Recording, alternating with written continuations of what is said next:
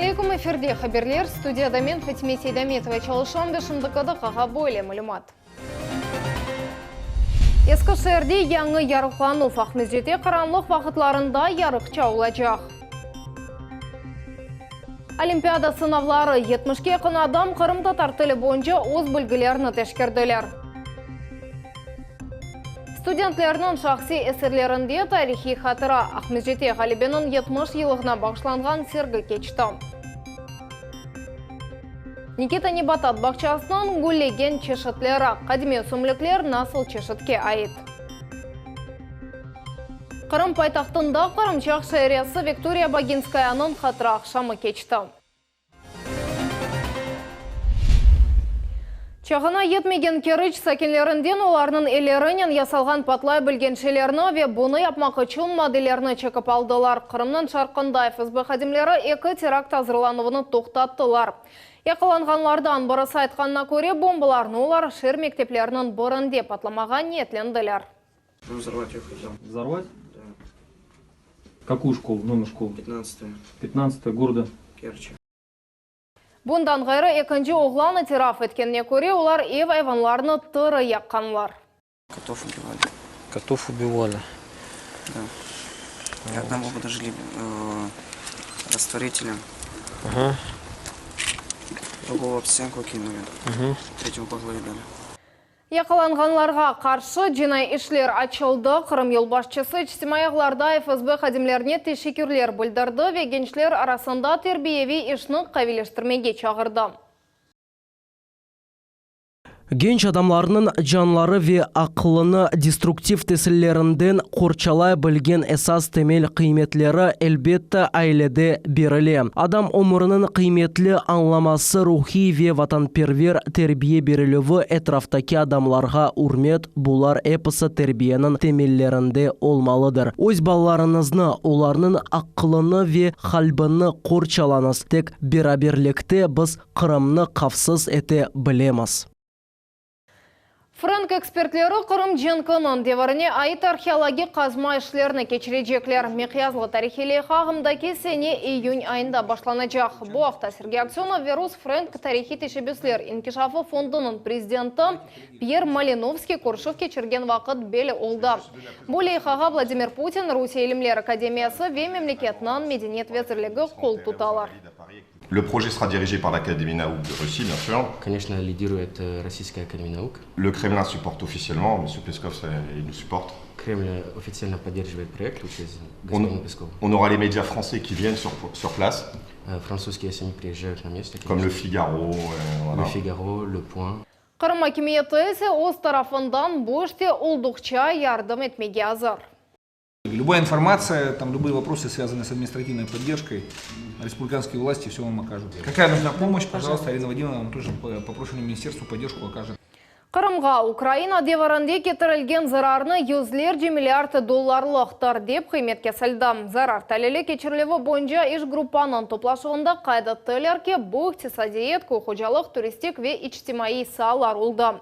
Акимет Украинаға қаршы дава юламаға ниет етейлер, оны қалқара севейде бақмаға планлаштыралар. Нужно апеллировать к международным институциям и там доказывать свою правоту. Именно там доказывать, заставить их рассматривать историю Крыма.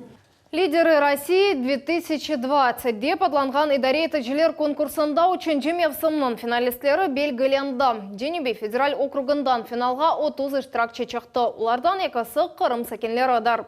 Самвел Саруханян суперфиналдан Насыл Лейханы тақдим етежек ажиба. Бұл суалның жауабы Невбете келіп қамызда. Талапкер, месулиетли ве исрарлы бойлеке эфетлерінің лидері России 2020 конкурсының финалисті Самвел Саруханянға қас. Бойлеха ақында білгенінің бірден өз күчлеріні ве имканларыны сынап бақмаға істеді. В первую очередь это проверка компетенций собственных.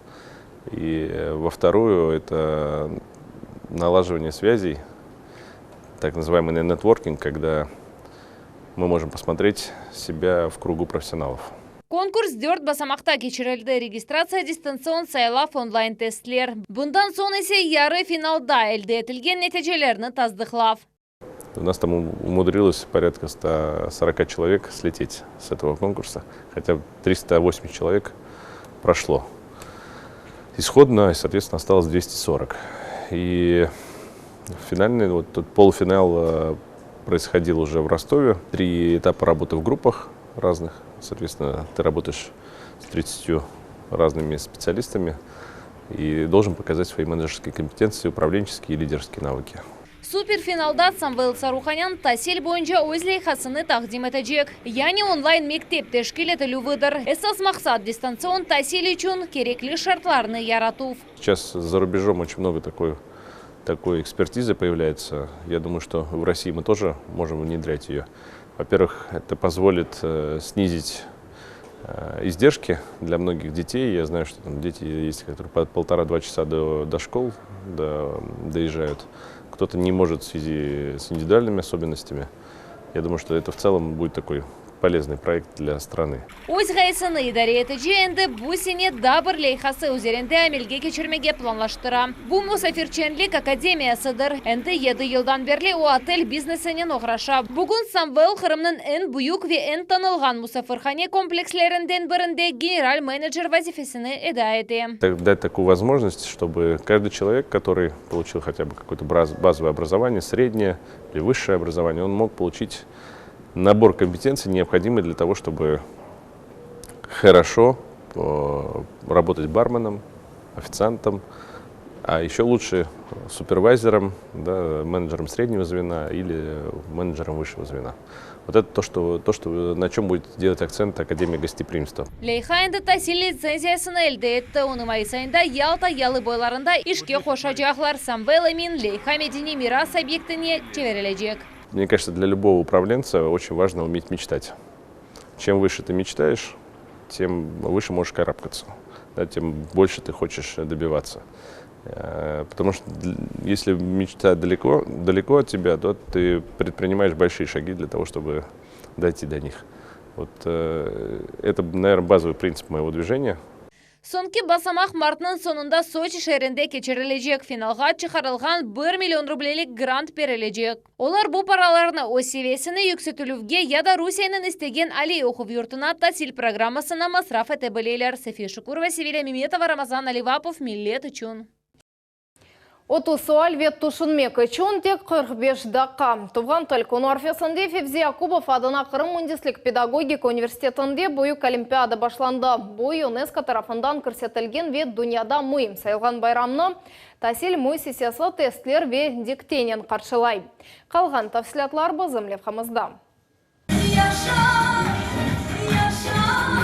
Бүгін Февзи Якубов адына Қырым Мундислік педагогика университетінде яңғыраған яша менім халқым ері айыры жетім салташы туған тілі күніне бағышланған бұйық олимпиада оның әрбір сөзі чағыру кібі қабыл етілі. Халқара туған тіл күніне университетінде 12 елдан берлі қошыла. Бұл сефермында бүтін ярымададан іштірікшілер топланды. Байрам мұйты оқув юртның кірішінден дуйла. Дүлбер кейінген студентлер яраштырылған аудиториялар ве әрбір мұсафернің милли эмблемалары. Это 12-я Олимпиада, и для нас она чрезвычайно важна. Собирается весь состав университета. Раметли Февзиага не было случая, чтобы он пропустил эту Олимпиаду. Поэтому я глубоко признателен, во-первых, тем ребятам, которые принимают участие, родителям этих детей, которые воспитывают детей в таком национальном народном духе. Доғры язу в телефус весь өзлер құллануы. Бұ татал диктенін тек бірінші грамматик қысымы әршейні білмек мүмкін дегілді. Олимпиада іштіракчілерден бірі Эмилия Касаева. Амма бұ туфған тілге да зәйді мира қарттыра деп хишандыра. Участвую уже второй раз, то есть и планирую дальше участвовать, потому что это очень важно, это поддерживает нашу культуру нашего народа, развивает нашу молодежь. Считаю, что это очень важно, и поэтому сама принимаю в этом участие. Шимде Эмилия Рухият факультетінің екінші курсында оқуй. О белгілеріні тешкермек имканыны қачырмады. Бұл күні Олимпиада сынавларыны башқа оқу муэссеселерінің студентлері де кечейлер. Умумен 70-ге яқын адам. Иштирак етмектіні велі регистрациядан кечмелі. Қатнашқанларының ады язылмай шифр құлланыла. Тек тешкерівден сон әрбір іштиракчының іші белгілене. Тешкелечілар айтқанына көре НСС адамлар өз белгілеріні арттырмаға істегенлері. Иштиракчилерінің категорияларына көре вазифелерді фарқлы ола. Ама әрбір категорияда бірінші қысым бұл язма иш, екінші қысым бұл ағзави тұхны тешкермек үшін берілген вазифе. Язма ішті әркеске тестлер беріле, ама тестлер фарқлы. Туфған телекуну 1999 сенесі февральның 21-де ЮНЕСКО тарафындан керсетілген еді. Халқара байрам ғайып олайытқан тіллеріні қорчаламасына мақсат қоя. Оның үшін бет іштиракчилерінің сайысы ел-елдан чоқлаша. Ve 3 yıl evvelsi biz böyle karar aldık. Mektep talebelerini de hoşma. Onun için yukarı sınıflarda 9. ve ondan yukarı sınıflarda okuyan mektep talebeleri de gelip aveslikle iştirak edeler. Олимпиада 2 басамақта кечіріле. Біріншісінің нәтижесі енді ярын ақшам белли олacak. Екінші басамаққа кечкен іштиракчилер бір айдан сон көрішежеклер. Оларының әрбірі берілген мевзу бойынша тақдимнаме азырламақ керек. Ғалиплеріні фахри ярлықлар ве қатара бақшышлар беклей. София Шукурова, Севиля Миметова, Эрвин Эмиралиев, Миллет үшін. Елнон сонуна жақ мезжетте 100-ден зәде соқақ ярықларнен донатылачақ. Бұақта Горсвет адлы девлет муйсисяның мудиры Николай Коновалов хабиратта. Фенерлер енді пайтақтың ескі шәрі районында ерлештіралда система яңылатуына ве оның бақылуына параларны шер ве жұмхурет бюджетінден айырылды. Где-то порядка 1500 светильников мы поставили это с прошлого года и в этом году уже. Ну и там дальше мы продолжим на следующей неделе. То есть мы еще март весь будем ставить светильники. 2020 сененің башындан бірлек мезжетінің 40 соқағы ғайрыдан ярықланды. 5 ел девамында Қырымда интернатура ве ординатура программалары бойынша 1,5 бенге яқын аңлашма тызылды. Бұл вақыт девамында 300-ге яқын екім иш тапты. Бүгін Сақлық Сақлав инкишафының мойын мәселелеріні Георгиевский адына Тиби академияда мұзыкер еттілер. Студенттер оларны Сақлық Сақлав везіріне Игорь Чемодановға берділер. Бұл сене везірінің сөзлеріне көре мақсади ординатураны бітірген елі еді екім кележегі бекленілі. Достаточно много и разработано социальных льгот, и доплат, и приобретение квартир для данных специалистов. Поэтому мы надеемся, что не только люди будут с материка приезжать, а мы должны поддерживать прежде всего наших ребят, которые заканчивают в том числе наш медицинский университет и придут к нам работать. Али оқу юртларда бюджет ерлеріні арттырмақ ве ординатураны аман-аман 100%-ға мақсади етмек. Бұл йөнелешіні Владимир Путин федераль топлашуға мұражат еткенде белгіледі.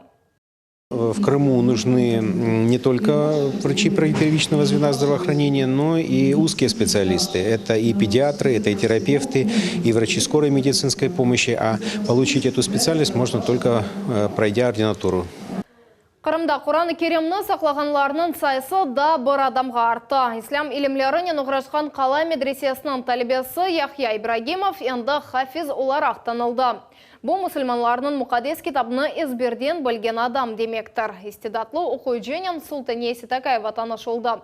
Сөз мұғбірімізге. أعوذ بالله من الشيطان الرجيم بسم الله الرحمن الرحيم قل هو الله أحد الله الصمد لم يلد ولم يولد ولم يكن له كفوا أحد. Аллахымыз бір ве окі білер йоқ. Мұсылманларының мұқаддес китабындан Яхья Ибрагимов ezberden оқыған сүренің манасы тамам бойледір. Бұл егіт яқында хафыз олды. Бұл Құранның ezberden білген демектір. Бойле ерішмеге оның туған ағасы илхам берді. В детстве я много наблюдал, как мой родной брат старший изучал аяты из Корана. И я начал задумываться, что он делает, к чему он идет.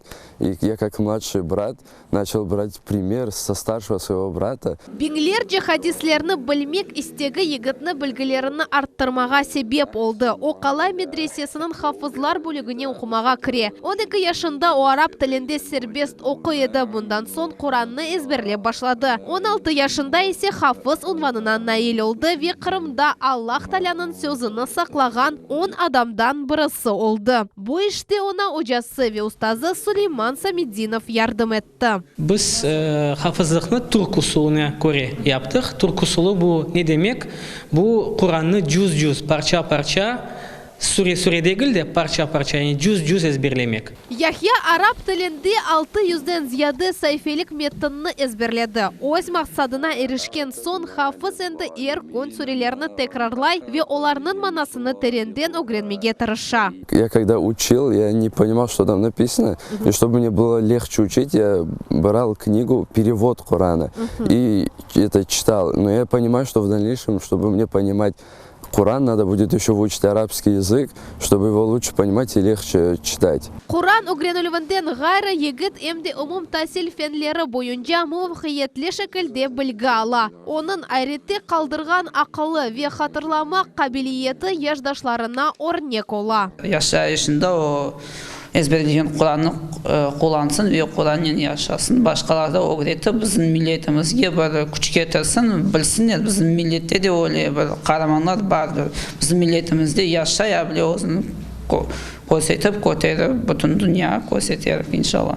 Медресенің мудирі Эдем Люманов қайдеткені кебі мұқаддес китапны ezberlemek қолайды гіл. Бұның үшін бұйық сабыр ве ғайрет керек. Бұндан ғайры хафызның месулиетлі вазифесі бар. О динімізні қорчаламақ, сақламақ ве яшатмақ керек. Ана бабаны, Қырымда яшаған ватандашларымызны, evlatlarını afızlık olmay olsa bizim düz, yani sıradan İslami ilimler öğretilgen Qalay medresesine yollamasını rica ettim. Яхьяның арзусы Ali dini tahsil almak. Onun anna babası oğluna kol tutalar ve evladını Kazan şehrine İslam Akademiyasına yollamağa isteyler. Anda o Arap tilini mükemmel şekilde öğrenebilir. Султания Ситакаева, Максим Турчев, Millet için.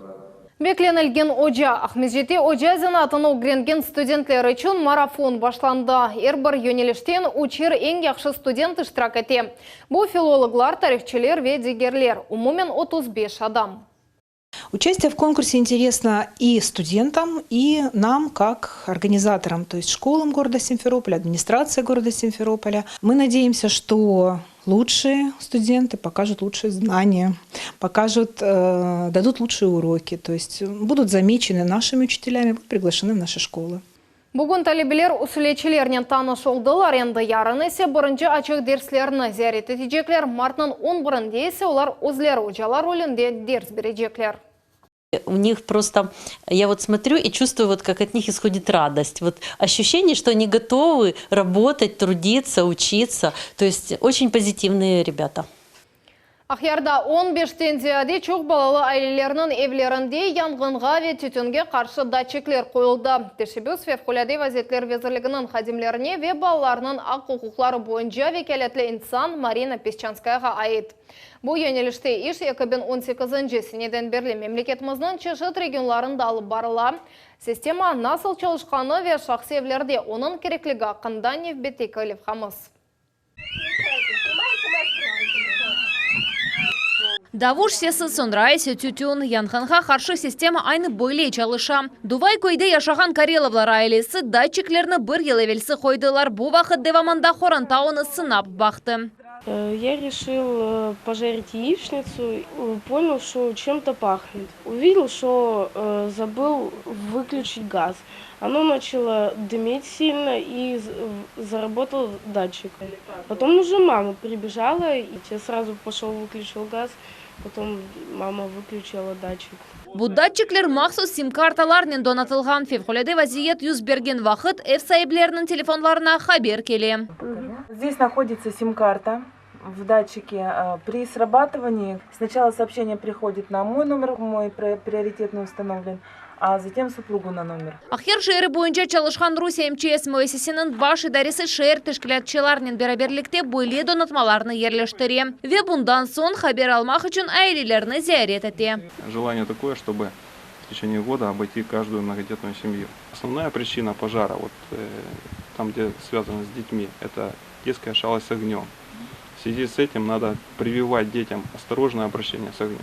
Если имеет место быть, что в семье кто-то курит, да, то ребенок уже видит, как пользоваться зажигалкой, спичками. И он экспериментатор, он будет это пробовать вдалеке от родителей или в тайне от родителей.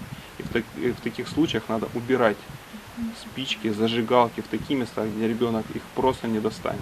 Бөлек әмелиятны Фихоледе вазиетлер везерлігі Русия Федерациясының дегер регионларында да әмелге кечере. Ақярдан МЧС хадимлері әминлер бөлі программа оларының шәрінде де толу шекілде çalışacak. Сефия Шукурова, Миллет үшін.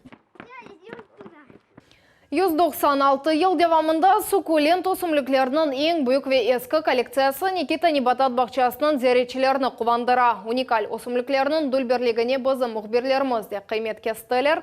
Кактуслар бақчасындан бізім Левхамас.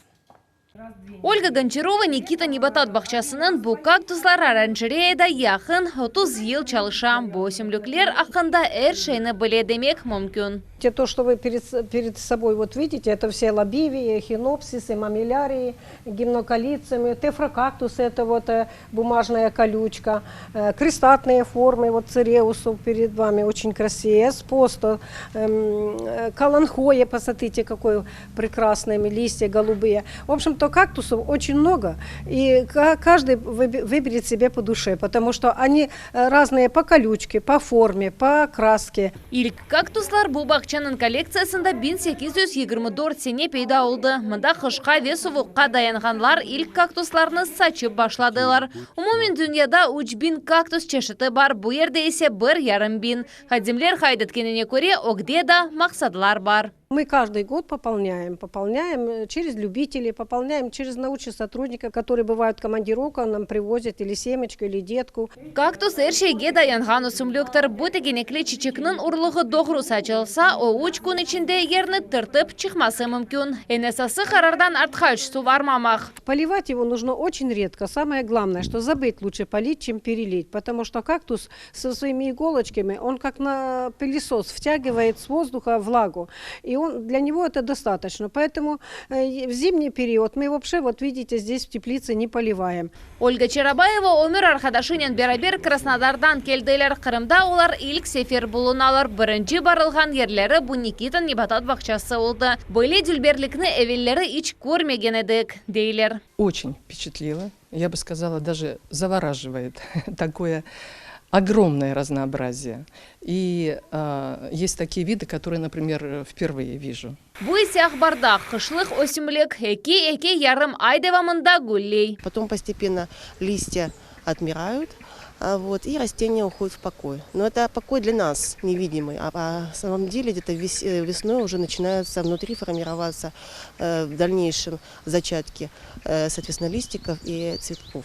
Ақбардақлар Қырымның дағлы ерлерінде өсе бұл қызыл китапқа керсетілген чечектір. Бүгін Никита Небатат бақчасында өсімліктерінің сайысы 30.000 чешетке яқын. Мұнда туристлер не вақыт келселер біле, бақча әр вақыт гүллей. Әр ел парадлар ве балалар кечіріле. Апрелінің ортасында майыс айының сонына же девам еткен ләлелер сергесінден башлана. Вечеші тренклі күш чечеклер манзарасының йөкінлей. Бұл дүлберлік көшесі ел 12 ай ачық. София Шукурова, Севилия Меметова, Рамазан Аливапов, Миллет үшін.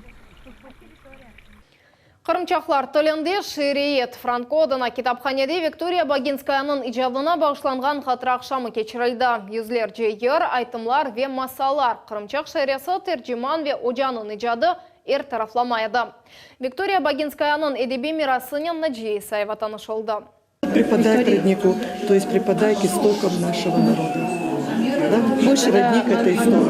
Да, да. Виктория Багинскаяның мақалелері, китаплары ве фоторесімлері, yazıcının yaşayışı ve icadı hakkında meraklı hikayeler. Franco adına kitapxanede Крымчак шайресінің icadına bağışlanған Хатырақ шамы кече. Писала о своем народе, переводила материалы на крымчакский язык и стихи, не только свои, но и других поэтов, других писателей. У нее около 12 работ, которые завоевали во всем мире призовые места, и первое, второе место занимала, и очерки писала. Это действительно человек своего народа. Tedbirde şairinin tuvğanları, dostları ve icadının muhlisleri toplandı. Onlar için muzikal eserler yankıradı. Yırlarının birinin sözlerini Багинская yazdı.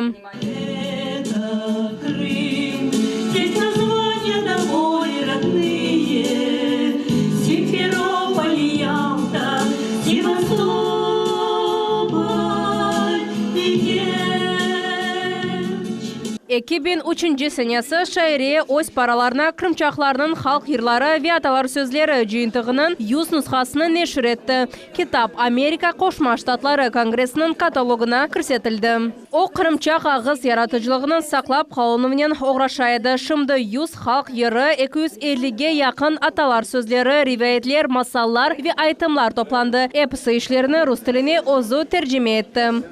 Это первое мероприятие, посвященное ее творчеству. Это очень знаково, так как Виктория Ильинична была и ветераном Великой Отечественной войны. Знаково еще это и потому, что творчество Богинской сохраняет сегодня для нынешнего молодого поколения, сохраняет уникальную культуру этого малочисленного народа. Gelecekte Kırım'da yaşayan Kırımçaklar Viktoriya Baginskaya'nın bir kaç jıyıntığını neşir etmege planlaştıralar. Najisayeva, Rafael Vahidov, Millet için.